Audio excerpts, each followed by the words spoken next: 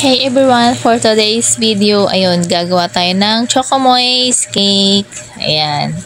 Ayan, nagsukat na pala ako ng mga dry ingredients, saka wet ingredients. Ayan, pagkahalo ko na sila. Cake and cupcake pala yung gagawin ko dyan.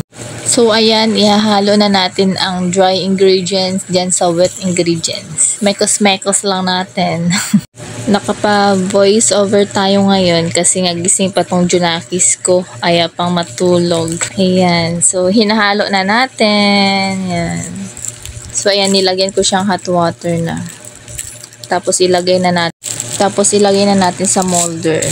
So, ayan, habang nagbe-bake ako, ayan, umiiyak yung baby ko. So, kaya, binuhat ko muna. Ay, wag kang maingay, Yana. Ingay ma. So, ayan, nalipat ko na siya sa cupcake molder at saka sa Llanera sa cake molder. So, ayan na, luto na siya. Ayan, flat, diba? Thank you for watching. Bye-bye!